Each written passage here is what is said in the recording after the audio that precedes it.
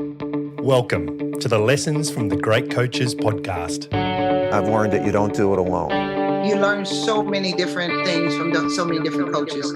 That's an elite learning environment. Failure is not a problem. How you deal with it is a problem. How to be resilient. How important it is to infuse joy in the process of learning. To be a good coach, you've got to give more than you take. What an interesting life it is to be a leader. Hello and welcome to the Great Coaches podcast, where we believe that there is no algorithm for leadership, and so we interview great sports coaches from around the world to try and find ideas to help all of us be better leaders. As the podcast has grown, the great coaches we have interviewed have shared so much insight and wisdom that we decided to create episodes dedicated entirely to the ideas that have resonated with us the most. Today's episode focuses on the topic of legendary coaches. And I'm joined for the discussion by two amazing people. The first is Dr. David Turner, who is a senior lecturer in sports coaching at ARU in Cambridge in the UK. And Valerie Condesfield, universally known as Miss Val. Both have been on the podcast before, Dr. David in his role as a leading academic on coaching and Miss Val as a great coach. As a reminder, Miss Val led the UCLA gymnastics team from 1991 to 2019, collecting 7 national championships along the way. She's now retired from coaching, but leads the course Transformative Coaching, Introduction to Philosophies of Coaching and Leadership at UCLA. I have been looking forward to getting Dr. David and Miss Val together for a long time now to talk about the great coaches they lecture on in their programs, and today is a masterclass in what they've learned on their teaching journeys. And just before we go to the interview, today's podcast is brought to you by the Macquarie University Business School's MBA program. Designed to empower, challenge and transform, the Macquarie MBA gives you the business skills and knowledge you need to succeed in an evolving global economy. The program bridges the gap between theory and real-world application, bringing together world-leading professors, executives and industry partners to teach you how business can be used for good. I have just started working with the team at Macquarie on some projects and can attest to the quality of the people and material. To find out more, search for Macquarie University Business School's MBA. And now, please enjoy our discussion on legendary coaches. You're listening to the Lessons from the Great Coaches podcast.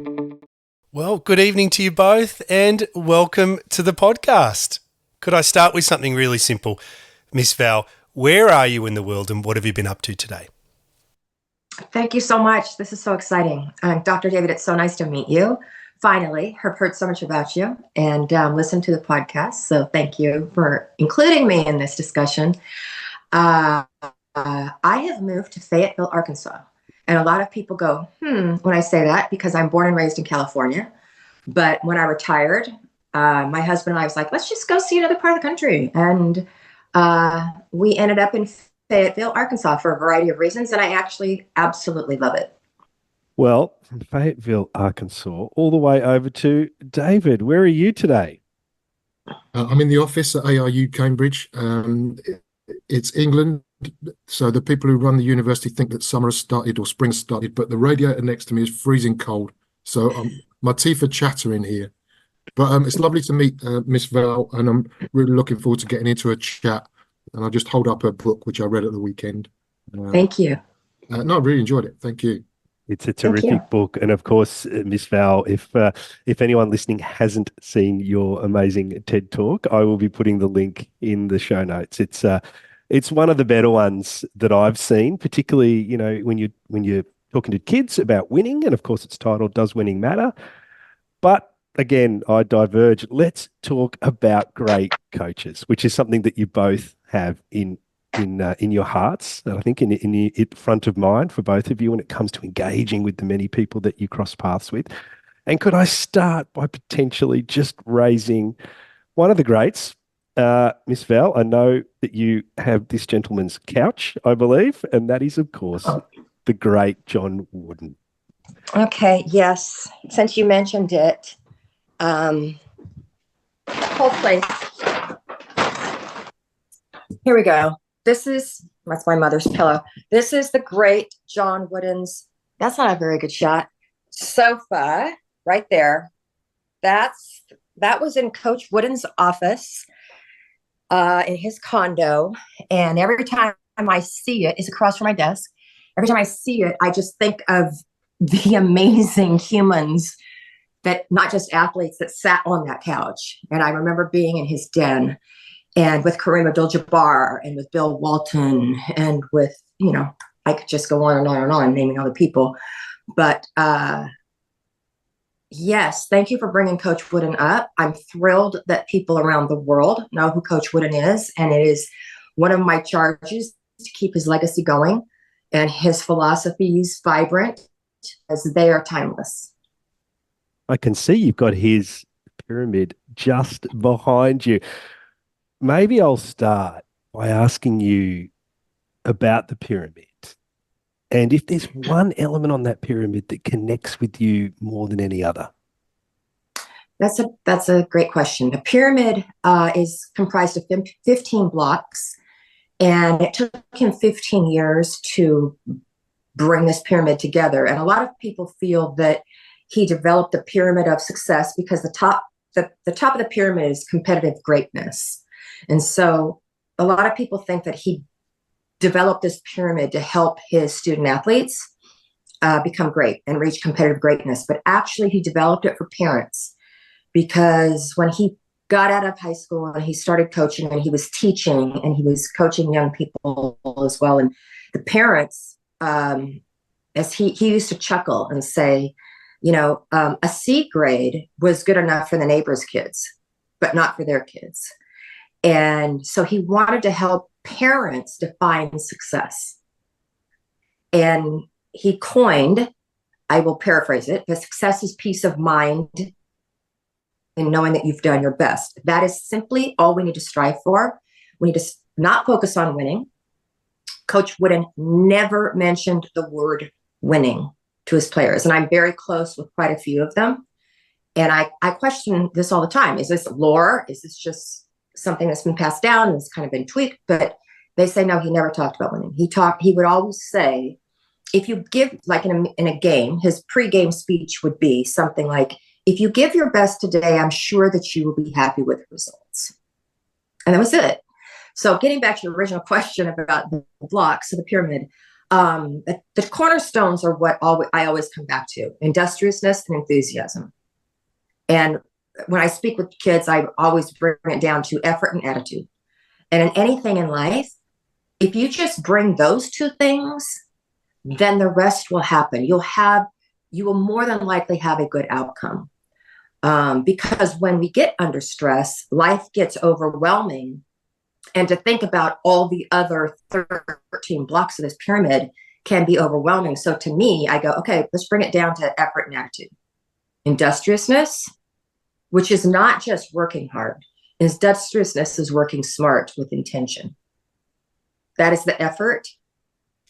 And enthusiasm, the other cornerstone, which is your attitude. Bring enthusiasm to every single thing you do in life. Okay, I'm going to name drop right now. We're going to pivot from Coach 1 second. I had a lovely, lovely 1 hour conversation with Kobe Bryant. And the majority of that hour, we talked about the importance of infusing joy into everything you do. And the difference between joy and fun. Fun is external. Fun is stuff that just happens and it's fun. Joy is that sense of pride that you develop from bringing industriousness and enthusiasm to everything you do. And as Kobe said, his joy came from getting up and working out at 4:30 in the morning, putting in 2 extra hours of workout before the team showed up, because that was that sense of joy and pride that nobody could take away from him, regardless of what the score said that night. And that is the magic of the corners of the pyramid of success by Coach Wooden. That idea of joy and learning being linked was so powerful when you said that in the interview we had with you, that we use it in the introduction to the podcast, so people will hear it in the opening. They'll hear you talk about it. But love it. Dr. David, John Wooden has also connected with you on the other side of the ditch, I guess we could call it, in a country where basketball is not even really a mainstream sport. Yeah. I mean, I started lecturing in higher education in sports coaching around the turn of the century. And as I say, I knew I had to get up to speed with the theory, but I knew that theory was more accessible to our students if I talked about human stories. So one of the first books I read was a book called Beyond Winning by somebody called Gary Walton. You know, and there's a great chapter on Wooden in there, but it paints pictures of several coaches and who they were. So Miss Val's absolutely right, obviously, that, you know, he didn't mention winning in 40 years of coaching, but he also rarely scouted the opposition as well. He was more concerned with making his team as good as they could be, which seems weird to us now with all our performance analysis, etc. John Wooden has been an inspirational character, not just to myself, but to my students. I know several students who I would describe John Wooden as being their distance mentor. They've never met him. They're not going to meet him. But, you know, he's a significant influence on their life. I think the incredible thing about the great coaches or the legendary coaches is that they have a timeless quality beyond even being on this earth. Percy Cerutty, the athletics coach, the Australian athletics coach, who's very eccentric. But every time I read about Cerutty before I'm going to talk about him, I end up going for a run because he just makes you want to run from somebody who's been dead for decades. You know, you want to go out there and run in nature because that's what he celebrated. And going back to Wooden, talking about the pyramid for a sec, and I'm sure this is picking up on something I read in Miss Val's book, but I'm going to pick my part of the pyramid as the bit that's missing, the bit that he said he might have liked to have put in there, which was love, which was the cement between the blocks. You know, and I think that's really important and comes through in Miss Val's own coach development story. And then finally, I don't know if everybody knows where the pyramid of success came from. Miss Val's obviously right. He meant this to be for parents, right? But as I understand it, this was when John Wooden was a pupil himself in a one-room schoolhouse in the Midwest. And his teacher set them an essay or an assignment. And the assignment was, how do we define success? And the power of an educator, that person in that one-room schoolhouse has set this child on a journey who takes them into coaching, that he continues to think about what success is and to evolve that pyramid over decades and then passes it on to players. It goes through to business. You know, the power of the ripples in the pond, if you like, is incredible in that regard. Mm-hmm. I love the fact you brought up love, because Coach Wooden, his stance was always folded arms. I should have worn I have his sweater vest. He would fold his arms and he would, you know, look like this, and he would be so disillusioned that he did not put love as one of the blocks of the pyramid. So he felt the pyramid was incomplete. And I, in my boldness, would always argue with the great John Wooden. And I would say to him, no. If you had put love as a singular block in the pyramid, it would have diluted all the other blocks. Because in order for those blocks to come to fruition, to really come alive, you have to infuse love into the process. And he would chuckle and go, honey. And he never agreed with me. But I do know Coach Wooden was stubborn. So maybe that was the reason he didn't agree with me. So, Ms. Val, you're teaching at UCLA. I'm assuming the class is full of not sports people. It's a whole mixture of students coming in there from all different disciplines, whether it's business, engineering, and indeed philosophy. What is it they take away from it? What do you think stays with them at the end of the discussion about John Wooden? About Coach? That his maniacal attention to detail is not something that has been embellished over the years, because with every one of my classes I teach, we study a different coach every week, and I have a guest come in that either played for that coach or coached with that coach. And so everyone that we have come in that played for Coach Wooden says, no, the freshmen, first thing that they had to do was learn how to put on their socks. And he would sit with them and instruct them very meticulously how to not have wrinkles in your socks, and then how to tie your shoes. And so the whole no wrinkles in the socks was so that you wouldn't get blisters, because if you got blisters, you wouldn't be able to run as well and pivot as well on the court. And the same with the shoe. If the shoe came loose, you would not be as efficient on the court. And so that little attention to detail that he put into every single day is not something that has, as I said, has been embellished. The other thing that they come away with is he never varied from who he was, his authentic self.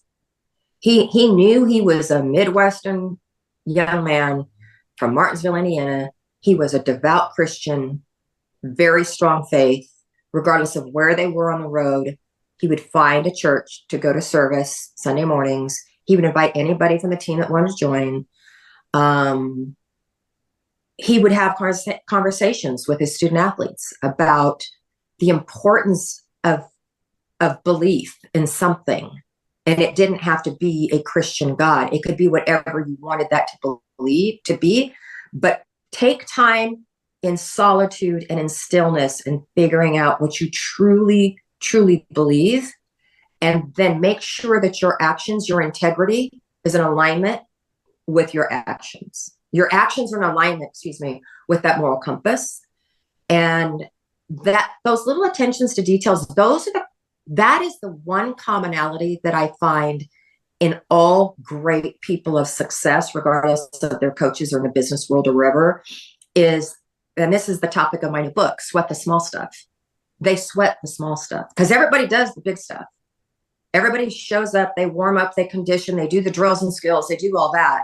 It's the attention to the small stuff that separates you in an authentic way. You can't, the person we study after Coach Wooden is Bobby Knight. Mm-hmm. And I don't know if your listeners, Bobby Knight was the head coach of Indiana basketball, volatile, potty mouth, physically volatile. And however, the commonalities are they sweat the small stuff, the attention to details. I want to talk about this whole idea of emotional inconsistency, if I can, Dr. David, because what I took out of John Wooden was he seemed to be well ahead of his time in not being militaristic, if I'm getting that word correct. He wasn't of the military. He wasn't, drilling people. He wasn't barking orders. He was very much into this. He seemed to be into this empowerment, this unleashing of energy, which is very different, I think, from people like Bobby Knight. How does he come across in England when you've got this juxtaposition of these stoic football coaches, like Sir Matt Busby and so forth, and Alex Ferguson that are equally as famous on that side of the world? Yeah, I mean, I don't think John Wooden was any pushover. He was pretty strict as far as I understand, and he was pretty uncompromising. There's that moment when the players come in during the 60s with facial hair during pre-season, and, he basically says, look, the rule on facial hair, you can't play. And the guys say, well, look, it's our rights. People are fighting for their rights in the streets, etc. And John Wooden says, yeah, I really admire that, standing up for your rights. And we're really going to miss you. And it's that he was really uncompromising. He lived his life by a 7-point creed that legendarily his father had given to him, but actually his father took it from somewhere else. But it doesn't matter. It's still a guide that he followed. I don't think he strayed very far from that creed. And what's remarkable for me is that, to use Val's lovely term, he was his authentic self despite all of that period of change, Vietnam War, counterculture, etc. Obviously he bent. Everybody has to bend in the wind like a strong tree, but he stuck with those 7 points of that creed. So I think he was pretty much a disciplinarian, but the difference between him and the traditional post-war coach, and you've got to remember that people after the war expected to be beasted, by the way. They expected a military approach in coaching.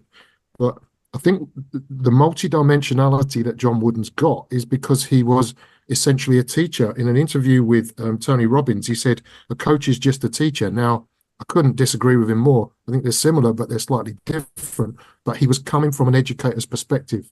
And that's a very different place from coming from a dictator's perspective. You know, you're exactly right. And something that, as you're talking about, you know, he would send the athletes home to go get their hair cut. Bill Walton, the famous story about Bill Walton and all that. But he was an educator. He didn't say it was because I didn't like it or it didn't look good. It wasn't our brand. They didn't use the word brand back there, but he explained that if the longer your hair is, the more opportunity you have for sweat to get in your eye. He explained that during the 60s, it's not okay, Bill Walton, to go lay down on Wilshire Boulevard in protest in front of the federal building, not because it looked poorly on the men's basketball team, but because he would say, what if an ambulance had to get through that was taking a life to the UCLA Medical Center and they couldn't get through because you're laying down in the middle of Wilshire Boulevard? So he was, Dr. David, exactly. That point, I think, is really important because he didn't coach from his ego. He coached from a place of an educator. Yeah. And he coached from his heart. You know, when we talk about these values, it's Midwestern old-fashioned values that he brought into the modern world and transformed coaching. You know, and a lot of people look back on him very fondly, you know, whereas I'm sure some people have been beasted by Bobby Knight might not. But you know, it is that educator bit. He was a master educator. We talk about the term pedagogy these days, coaching pedagogy. He's the father of coaching pedagogy. You know, the simple phrases like "you haven't taught until they've learned," you know, are really important that I still use with people now who want to go into physical education teaching. He's really, I think his most cutting edge area is his use of education or pedagogy. Mm-hmm. Can I throw out a question? Go for it. I would be interested in both of your responses to this. In our class, obviously we can't study everybody who's great. So I take the coaches that are the the students in our class kind of know the most, or they hear about the most. So we studied Coach Wooden, Bobby Knight, Phil Jackson, because he was a great educator as well. We study Pat Summitt. We study Pete Carroll, the head coach of the Seattle Seahawks, and a few others. And towards the end of the semester, I put up on the board all of these coaches' names, and I ask, who would you want to play for or coach with? And shockingly, very, very, very few of them say Coach Wooden. And the far majority say Pete Carroll, because he brings a sense of fun to his practices every single day. His motto of win forever and win every day, he's competing every moment of every day. And that brings a sense of fun. And I don't know, my question to you is, do you feel that would have produced the same results 20 years ago, 30 years ago? Would the students have responded the same way, or would they have wanted a less fun, more stern, dogmatic, dictatorial style? Yes, Dr. David. I would say that society has moved on. I would say that a democratic coach with a democratic style and even a collaborative style is more in fashion now than they were ever before. If I think about association football, which is our national sport, it's changed a lot. There are no dictatorial coaches in the style of George Graham or Sir Alex Ferguson at the top level, because the players have a lot of power. You are sharing power. If you're Pep Guardiola, you're persuading a bunch of potential mercenaries to take on a project that's bigger than themselves. And that is a very different call from the style that would have been asked before that. I do exactly the same exercise, Miss Val, as you. I profile coaches and I say, who would you like to play for? If I put them autocratic to democratic, who are they? And I get a range of answers.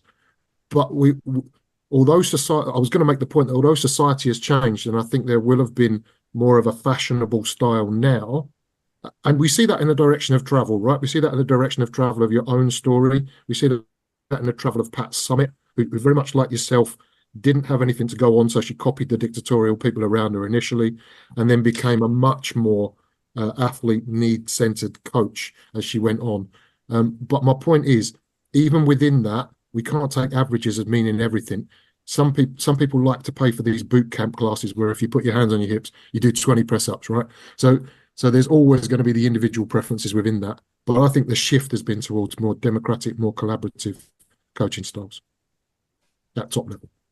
I find it fascinating, and I know I have to answer, otherwise I'll get in trouble from Miss Val. I probably would have said John Wooden, but I would have said it, and I would have said it as a person who was interested in leadership. If you'd asked me as an athlete, I think Pat Summitt would unlock your potential. I think I'm going to ask you about Pat Summitt later in this interview because I'm fascinated by her. I've been reading a lot about her at the minute, and I want to get your view.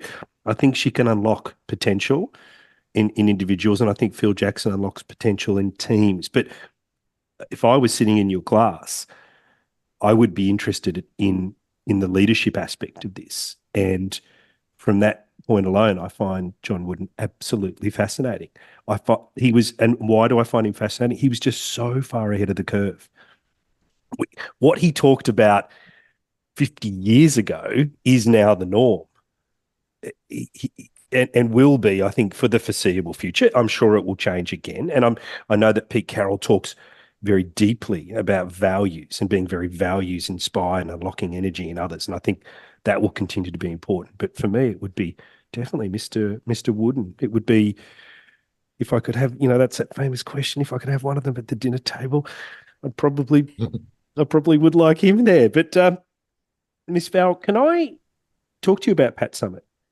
I am fascinated because I'm the father of two girls, two daughters, 17 and 14. I'm not sure I would want them in her program. I have to be honest. But Why? she did. I think the early Pat was she was just too demanding. I don't know if my daughters are very, they're very strong, very independent, wonderful young women. I just don't know if I'd want them being whipped or corralled or cajoled or, as she says in the book, emotionally manipulated. And she openly says that in the book, in a couple of her books. I'm not sure I would want that. Mm-hmm. But the way she talks about managing up, she has this great phrase she uses in the book. She says, "Don't cut what you can untie." And I thought, oh gosh, from a stakeholder management point of view and from a leadership point of view, I find that absolutely fascinating. But for me, she's a bit of a conundrum. And I know both of you have studied her, and I'd love to get your impressions. Potentially, Miss Val, if I could ask you first how you engage with her today. Yeah, I never met Coach Summitt. I'm close friends with some people who played for her. And I know Sue Enquist. Sue Enquist knew Pat Summitt very well. The interesting part of the dialogue with these people is the same that I hear from players that played for Bobby Knight. And that was the sense of trust and relationship that they had with her prior to starting a freshman year. It started in the recruiting process. And the athletes that came, and I need to qualify this or by saying, quantify, whatever the word is, correct term, is it's not a one size fits all. And there are certainly athletes that were emotionally damaged from playing for both of them. And for other coaches as well. However, the people that I've spoken with that played for Pat Summitt, Pat Summitt was nowhere near on the volatile level as Bobby Knight was, but truly that dictatorial style of my way or the highway. The reason why they not just endured it, but thrived in that environment, because there was this deep sense of trust in the relationship that their coach only wanted them to get better. And they understood that the concept of iron sharpening iron was very strong. And if you wanted to achieve just greatness, okay, the iron sharpening iron had to be of this pattern.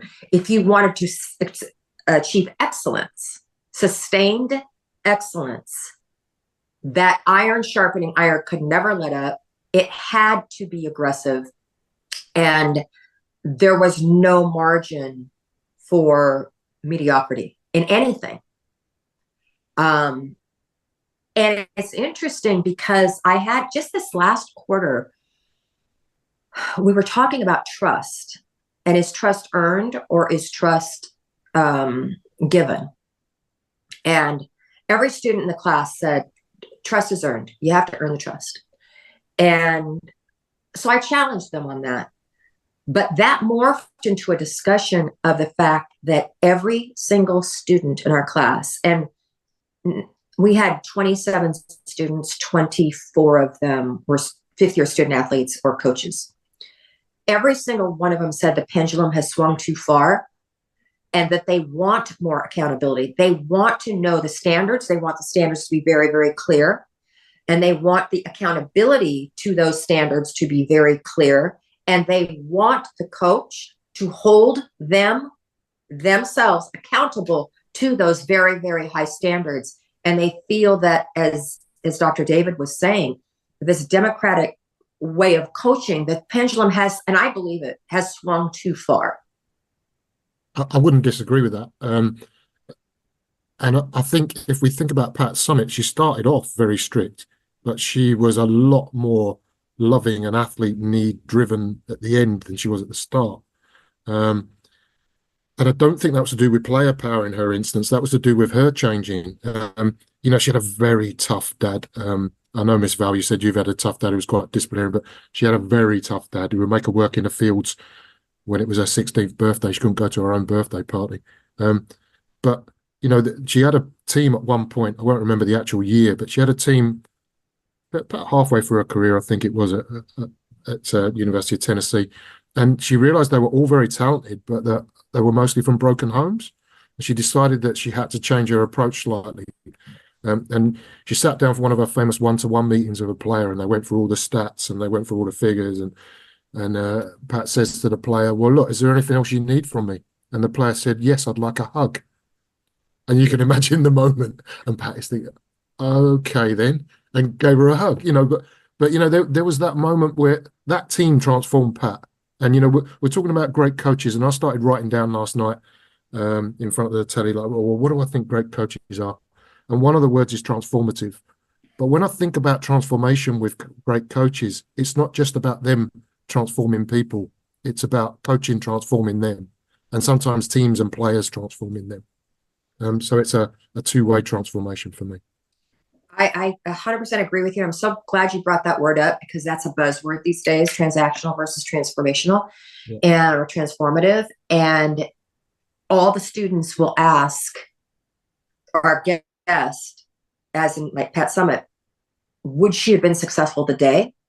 And the guest says, absolutely, because she would have transformed. She was a transformative coach. She would have figured it out, how to work with NIL, how to work with the transfer portal, how to work with being a little bit more explaining her whys for her rules a little bit more. The same with Coach Wooden. People say, ever since he died, they've said he would not be successful today. Yes, he would have, because he was a transformative coach.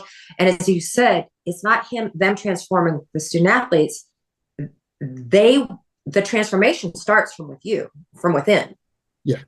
You know what I'd like to really do is take you on a quick whistle-stop tour of this back of a fag packet, as they say over here.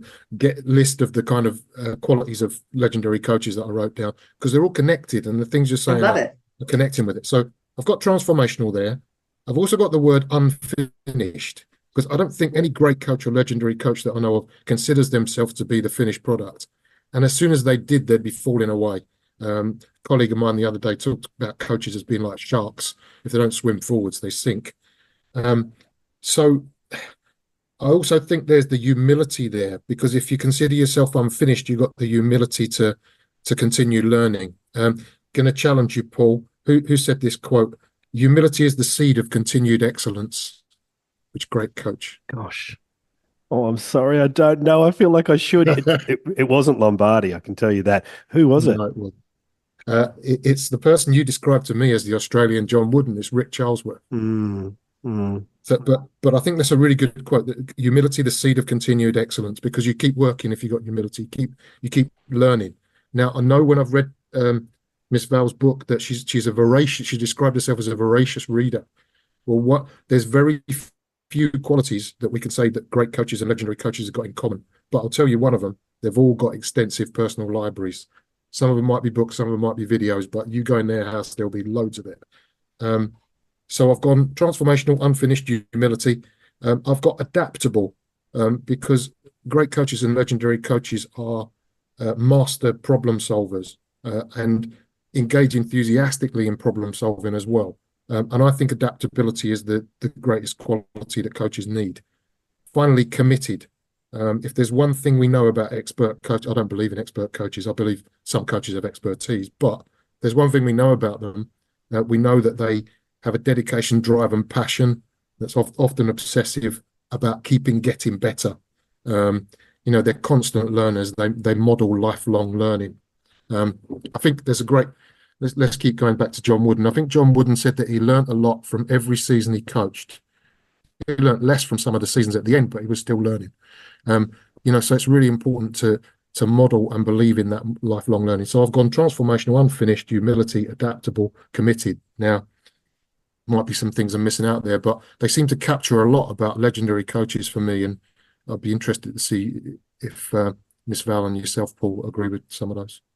I think that one thing that you just modeled for all of us is another similarity amongst great people, not just great coaches, and that is to be impeccable with words, because you said expert coaches, and then you corrected yourself. And I said, I don't believe in expert coaches. I believe in expertise. And that little subtle difference has a massive different connotation. And anybody who knows John Wooden knows that his favorite American was Abraham Lincoln, who was a master at words and a wordsmith. And so if you want to learn about Coach Wooden, you really need to read Abraham Lincoln. Do you know, Miss Val, my favorite quote from Abraham Lincoln, I'll probably get it wrong, but I use it in education a lot, is the worst thing you can do for someone you love is what they should and could do for themselves. Yeah. That brings us to the aspect of coaching whereby we're trying to develop more than just athletes, but self-reliant adults. We're trying to empower self-reliant people. And someone like James Doc Councilman, one of the greatest swimming coaches of all time, he was Spitz's coach. He was as proud of the fact that his athletes set as many records in his absence as they were in his presence, and that's part of the self-reliance piece.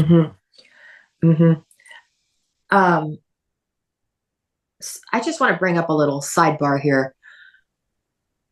So many people are overly concerned with plagiarism, and now with AI and all of that, which I agree with. We need critical thinking of our own. But you brought up the quote that from Abraham Lincoln: the worst thing someone can do for them is to do something that they can do by themselves. The worst thing a parent can do for a child is something that they should and can do for themselves. Yeah. And Coach Wooden used to say that all the time. And there are so many maxims that we attribute to Coach Wooden that actually came from President Lincoln. And when I bring that up in class, a lot of times the kids will kind of go, well, Coach Wooden stole that. And I was like, no, let's get away from that.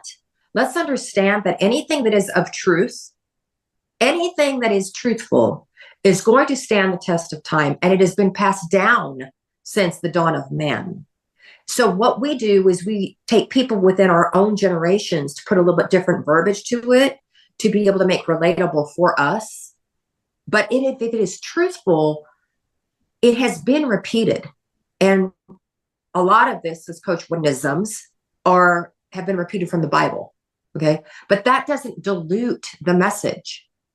And so when you can give a citation to someone who said it, great, do that, but don't miss the message and don't miss sharing that message because you don't remember who said it. Yeah, I'd agree. I mean, there are some issues when you become so iconic as someone like John Wooden, you become your own legend in a way. And the story about his dad passing him the 7 points in the creed is slightly overblown. But your point is that we can't let that obscure the truth. I mean, John Wooden's book, A Lifetime of Observations on and Off the Court, is one of my top 10 coaching books ever. In fact, this doesn't even stay in coaching. It can go beyond that. There's so much wisdom in that book, and it's so digestible. I mean, I remember reading it on a luxury cruise through the Mediterranean, sitting on deck. It's that sort of read, but it's that sort of wisdom as well. And the accessible wisdom that Wooden had is really impressive. It's a trite comparison, but he's the Yoda of sports coaching for me. On Yoda, I think I should jump in there. I want to just comment on the list you put together, and I want to bring a different perspective. So I am learning from legendary coaches as a business person. I think the story that led to this podcast was, I was a CEO running breweries in Europe, and I wanted to talk to leaders who I thought were the best in the business when it came to influencing people so that thrived, and they were sports coaches. And so when I listened to you play back unfinished, transformative, humility, learning, adaptable, obsessive, these are not necessarily leadership traits of CEOs that I have experienced, which is why I think there's so much rich learning that is applicable in other areas. I mean, the whole idea of care and love when it comes to great coaches, they talk about that openly. They are not afraid to embrace their players. I'm talking to a football coach in a couple of weeks that kisses his players before they run, an American football coach, before they run out on the field. This kind of intimacy is not present in the workplace. And yet we can still learn the value of care, and I think bring that into the workplace and unlock more energy and motivation. So I think the lessons are very palpable and very real for all of us, whether we're sitting on the deck of a cruise ship in the Mediterranean or whether we're sitting in an office deep dark in the corners of Melbourne at 11:30 at night on a Tuesday. Miss Val, can I move us forward if I could? Yep. Could I take us to Phil Jackson? Because I've read the books. I'm not a huge basketball fan, but what comes to mind is just his ability to build teams. Now, I'm wondering what lessons that you tease out in the course that are applicable to your students. I feel that one of the things that I get when I read about Phil Jackson, and again, speak with his players, and the sports psychologist that worked with him, is that this but this transformative ability to transform the relationship that he had with his with his athletes, that came from a place of love. And because he got to know his athletes individually, and one of the things that I think was just so obvious, not obvious, whatever the word is that I'm trying to find, is that a lot of coaches, a lot of CEOs will find the book for this quarter that we're all going to read and we're all going to study and it's going to be great. And I think that's wonderful, so that we're all on the same page. We have a commonality of what we're learning. But he would give a different book to each player that he felt would resonate best with them. So when you're looking at about someone like a Michael Jordan versus a Dennis Rodman, two very, very, very different people that you're trying to get on the same page to accomplish a common goal. And I just imagine being a player and having a coach that invested in me to learn about who I am and what would resonate best with me. That connection is the connection, those little micro connections, I feel it was part of his genius. The micro connections with his athletes was part of his genius. And as we're saying, this consistency, his authenticity, what he went through in sharing what he went through growing up in a Christian household, and sharing what he learned from the Lakota Indians, and sharing and bringing all that meditation and why, and not just saying we're going to do this because this is going to make us great, but explaining the why behind it all. That's where you get the buy-in, is by making it not a rule, but making it an agreement that this is this is the why, and can we all agree to the importance of this? But I just feel that what you said, the power of relationships and love cannot be diluted. And it is, again, a truth that has been passed down since the dawn of man. And that's why Coach Wooden felt badly not putting love in his pyramid. But he was wrong. Coach Wooden was wrong on that. Because it's the mortar for all of it, Coach. I've just heard so many people I've interviewed talk about it. And the first couple of times I heard it, I was like, oh, okay, it's interesting. And now I've probably heard it 50 times. And, you know, I think if we interviewed 50 CEOs, that word's it's not in the list. It's not. Not in the list. I just want to share something personally. People have asked me, you know, about my career. I've been retired now 4 years or so. And in looking back on my career, not just as a head coach, but I was there for 8 years as an assistant coach. So 37 years.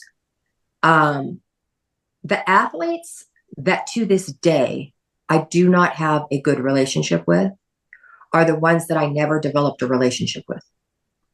And it doesn't have to be a relationship where you're going to lunch or going to coffee and doing all this. It's simply about showing them that I care, those micro moments of care and love. And showing up during, you know, before practice starts and saying, how are you doing? Like, not how's your gymnastics going? How are you doing? Not how's school? How are you? That's a very powerful question to ask someone whose identity is placed on how many points they score. Because every time I would ask a student athlete, especially a freshman, sophomore, how are you doing today? They'd go, oh, and they would respond with how workout went or how school's going. And I would say, we can talk about gym or school if you want, but I asked you about you. And they would be a bit catatonic at the moment. They're like, she cares about me as a person? And so if I have any regrets, it's that I didn't take those micro moments that I had with those athletes to develop a better connected, trusting relationship. And not that it would have turned out kumbaya. We may have had the same results, but I could have done something a little different in those moments. I've heard many people I interview describe that as, and again, a phrase I'd never heard, meeting people where they are. I had never heard that phrase. I didn't know what that phrase meant. And I've heard it quite a number of times. And it is a very, I've kind of often tested it in my own life. And it is a very powerful way, I think, with engaging people beyond their ability to just produce a service or deliver their role. I think it's a very powerful idea. And I think it comes through with a lot of coaches in all elite levels. I think they are able to unlock that and do that in a very authentic way. And, you know, Dr. David, I've just finished reading Sir Matt Busby's books from the 50s, the ones that he wrote himself. And he actually talks about that. You know, he wants footballers, he wants to know them as if they are part of his family. And he uses this type of language. And I read about it and I look at where teams like Man United are today, and I just wonder, they've just got so far away from the pioneers that built this club, you know, the essence of where they were and what made them great. And they don't have to look very far, right? I think you've got Thomas Frank, and I think you've got Pep, who are really leading the chain. And of course, we've got Mr. Klopp as well. But how do you think this idea of Phil Jackson and micro connections connects with people that you talk to at Cambridge? Yeah, I haven't talked to anybody here about Phil Jackson, but I've done presentations about him in the past and read a lot about him. I would completely concur with Miss Val about the fact that he reinforced and explored connections. The books that he gave people is a great example about that. He grew up as a Christian. He wasn't allowed to go to the movies until he was very old, but he used the movies a lot. He used to splice movies in. So he once showed the team a clip and spliced in The Wizard of Oz to show that they didn't have any brains, any heart, and any courage, that sort of thing. But, you know, I'm not using that as a great example, but it's like the way that he would try to connect with people through different mediums, and through the influences of Lakota Sioux, through Buddhist influences. You know, some people said they just went along for it for the ride to please the coach, but some people engage with it. But it doesn't matter if the coach is using tools that are authentic to who they are and where they're coming from, what they believe in. It matters if they're leaving that path. I mean, I think yes, he's a master of developing teams, but his famous phrase that I really like is selflessness is the soul of teamwork. And giving yourself over to the team in the way that he persuaded Jordan to, so that the little saplings can grow where the big tree didn't let any light in before, is his most masterful achievement. And people always say with coaches, he didn't do it without a superstar, without Kobe and Shaq at LA, etc., without Jordan and others with the Bulls. But those players didn't win many rings without him either. I don't think Jordan won any rings without him. So it's a synergy between the two. He definitely made deep connections. It was definitely because of his authenticity, but it was also because he was an unorthodox coach who used different approaches that were refreshing, innovative, cutting edge, and took them places that other teams weren't. How do you play against a tactical system that has no set plays, where the team are acting intuitively because they know each other well and they're connected within a framework that helps them to become connected? And that was the triangle offense that worked so well for him. Mm-hmm. What you just said is what we started with, Coach Wooden's definition of success, and the fact that he never spoke about winning.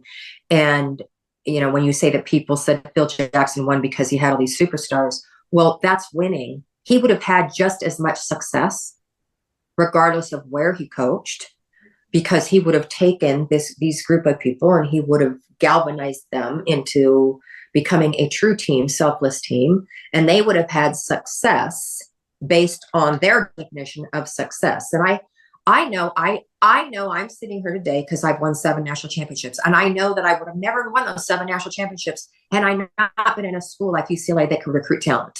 Coach Wooden always used to say, you can't win without talent.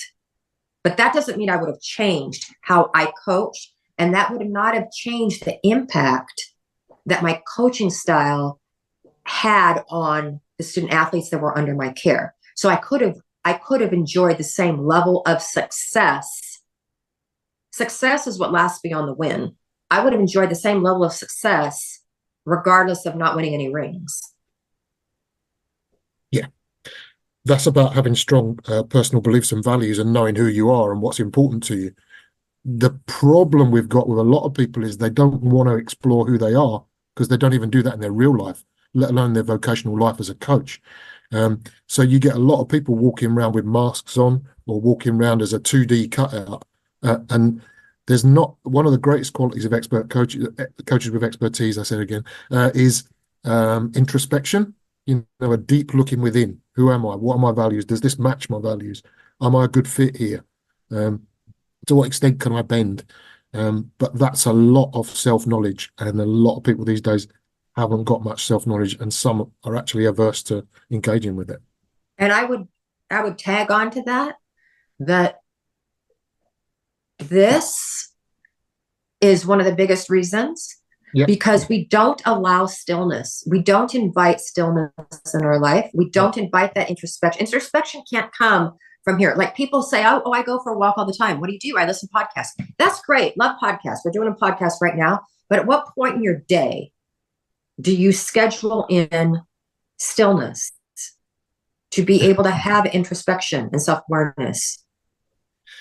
Yeah, Miss Val, were you talking about, you said the psychologist with Phil Jackson. Were you talking about George Mumford, or were you talking about someone else? I was talking about George Mumford, yes, because when I said it, yeah. Yeah, brilliant. Okay. He just reminded me, I arranged a mindfulness session for some of my students once, and we were going into the room, and these 2 students were looking very uncomfortable. And I said, "What, you okay?" And they said, "Well, in our tradition," they said, "we're told that if you empty your mind, devils go in." So that means they've got to live the rest of their life with their mind full with something. Wow. Wow. It's really strange. But yeah, okay. I agree. I'm going to come from the education point of view. I think mobile phones should be banned from even higher education classrooms, let alone schools, where the debate is at the moment. That not only are they a complete distraction, they're also an addiction. And I don't want people feeding an addiction during a lecture, and it's not going to help them with their education. I know there's the argument we could get them out and use them for a quiz or whatever, but come on, let's go old school. We can do old school versions of quizzes. We don't need the phones for that. they are more harmful than they're good. And there's an interesting debate at the moment. They're saying, what's the evidence, that they're harmful? Well, what's the evidence that they're good? And I find learners are not as deeply engaged as they were in the past at my level, which is really sad. I've got some, but not as many. Anyway, we're probably going down a rabbit hole there. We are going down a bit of a rabbit hole. And I remember at the start of this, I thought we'd only go for 30 minutes and we're clocking in at an hour. So I'm going to ask one final question to both of you. And what I would like to ask is this, and I think you've already covered a little bit in this discussion, but I'd really like to know, if I put you on the spot and I asked you, what's one change you've made in your life, your approach to teaching, your approach to coaching, based on these classes that you've both been delivering, what would it be? Yep. You got it, Dr. David? I have, yeah. This was a really subtle change, and you talked about language, use of language earlier. And for a long time in my educational career, my coaching career, I used to think that coaching was helping people to be the best they could be. And then it struck me quite firmly between the eyes that it was helping people to help themselves to be the best that they could be. And that's a subtle but very powerful difference. It's not my achievement, it's their achievement. We've talked about this in the past, Paul. I'm a Sherpa. They're climbing the mountain and I'm a Sherpa. And that's a really different place from when I started out. I'm going back to Pat Summit. Pat said that when she started coaching, she was trying to produce a row of little Patlings, who thought like Pat, acted like Pat, were a model of Pat. And then she realized that she didn't need to do that. She needed to help them to become themselves. And that's the difference between helping people to be the best they can be and helping them to help themselves to be the best they can be. I love the fact that you catch yourself on your vocabulary, on your choice of words. I think that's so, so important. And talk about being introspective and knowing who you are. When you said that, I think about something that I probably on a daily basis correct myself with. I don't believe in telling someone I'm so proud of you, because then it places their onus on trying to please me. And so I've changed my verbiage to say, you should be so proud of yourself. Yeah, very good. Something that subtle, like you said, like what you just shared. But getting back to Paul's question, the thing that first came to mind when you asked that question, I haven't been asked that question before, so I love it when I'm asking questions. Makes me think. Is I get extremely excited to be back in a classroom, to be in a teaching environment. Especially these are graduate students, so like they're choosing to be there, and most of them are paying for their own schooling now, so they're choosing that. So it's a really vibrant environment, and there's so much that I want to share with them that I don't have enough time during the day, during my class. And so something that I have made a habit of and has become part of how I go about my day is before I enter the class, I will take some time in stillness. And I will just pray. I do have a strong faith, but I would just pray that, can I please help me not make this about me, but about me sharing the things that I've learned, the good, the bad, and the ugly, to allow them to digest this and transform this as to how it relates to them in their position in life right now, with their relationships in life. And I did that before this podcast. I do that before I speak. I do that all the time, to just not to get out of my little tunnel vision of me wanting to share all my little stories and make them transformative. Hopefully there will be one little glimmer in my 3-hour class on Mondays that will make them go, And that is I just received, our class has been over for over a month now. And I just received a note yesterday from one of the students in the class sharing a handwritten note, because I think that's in my book, The Importance of Handwritten Notes. And just sharing that it wasn't what he learned about other coaches that was the magic of the class. The transformative part of the class wasn't really learning about John Wooden, Phil Jackson, all these people. The transformative part was the discussions we had during the class of how they personally related to it and why they connected, or didn't connect with it. Yeah, it's just a vehicle for development, right? It's like you said in your book that sport is the perfect testing ground for helping resilience and life skills. And, you know, I might tell the stories of expert coaches, legendary coaches, but really and truly, I'm just using that as a vehicle to help provoke thought about coaching and to provoke thought about life. I just want to say a couple of things. It's interesting what you said about your preparation routine. So I think I do the same, but I do it to try and get out of my own way. So, you know, like the inner game of tennis type message, I'm trying to make sure that I'm settling myself so that I'm not getting in my own way when I'm trying to help other people, because I want to be as effective with that as I can. But having said that, I don't over wrap my students in cotton wool. And one of the things I would say is I do as little as possible for my students so they can do as much as possible for themselves. And I say to some of my colleagues, and they think I've done something nasty in the room. But yeah. No, I love that. Yeah, I love that. And allow them that space to not have to be right. Yeah. You don't have to be right. You know, let's just have a dialogue. This is something that in our, okay, Paul's like, we need to wrap this up. Okay. No, not at all. This is something that I really like. This is my next push of what I want to get through with any corporation I'm speaking with, any class, whatever. I understand the importance of a psychological safe space. Yeah. I understand that.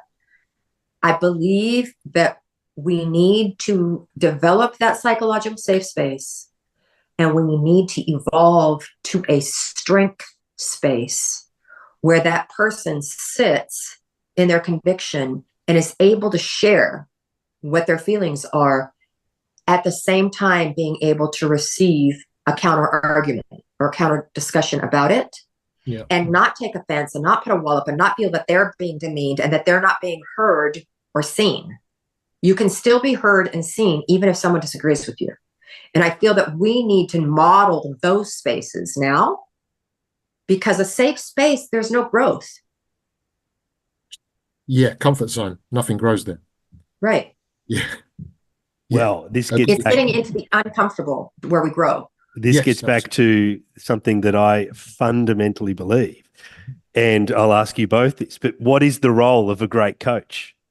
What do you think their role is? I was thinking about this, and I think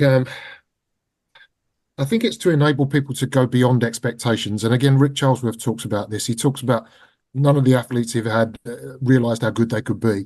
And, you know, his role is to help them raise the bar, he would say.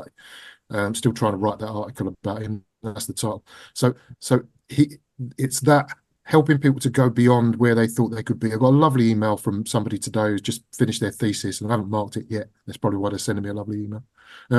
But they're saying, you know, couldn't have done it without you. And my first impression was to go back, no, you could have done it without me. But for now, I'll shelve that. But it's really nice that people feel that you've added value on that journey.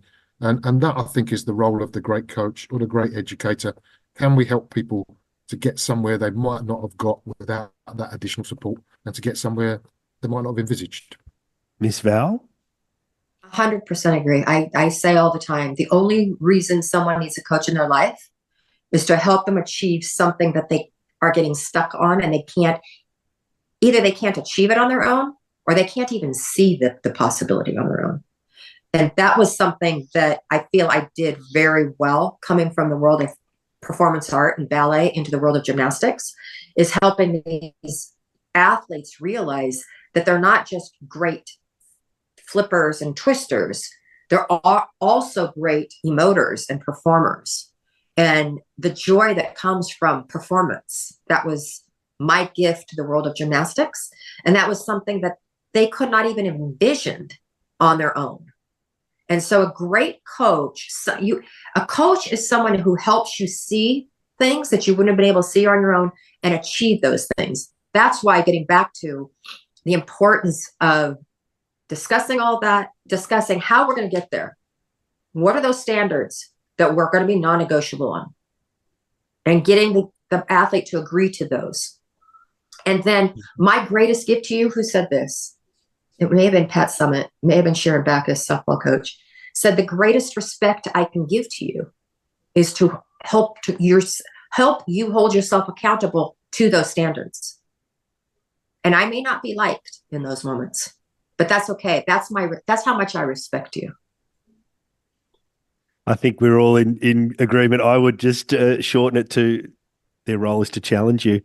And it's in this area that I think great leaders in any aspect of society, I think that's a thing they have in common. And I think we're heading to a place, to your point, Miss Val, around, yeah, it's a safe space, but I am going to push you. I am going to make you feel uncomfortable. I think we're getting to a place where that's probably going to have to be written into the agreement when someone joins a team.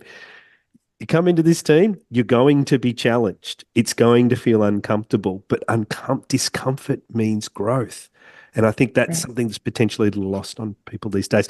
I'm sounding like a crusty old man here. I better hand over to Dr. David, and then we should potentially wrap it up. Yeah, sure. I was just going to reinforce when my students first come on the degree course, I say, if you don't get confused at some point in this course, do come and ask me for your money back, because we're not doing our job properly then. Great. So in terms of wrapping things up, been really nice talking to you both about something I'm passionate about. How could it not be nice? Absolutely amazing to get you both on a call tonight. I've been so looking forward to it, and it exceeded expectations from my point of view. I would love to get you both back on. I would love to get into Pete Carroll. I would love to talk to you both about Vince Lombardi, and potentially to bring in maybe some of the modern coaches who are in that space as well. I would love to get potentially a view on, I don't know, Miss Val, whether you've extended into any European coaches, but there's been a couple over there that I think would be of great interest. I'm thinking about Pep Guardiola or Sir Matt Busby or someone like that as well. Mm-hmm. Yes, I wrote their names down because those are my next books. Thank you. Thank you both for your time tonight, and I wish you all the best for the week ahead.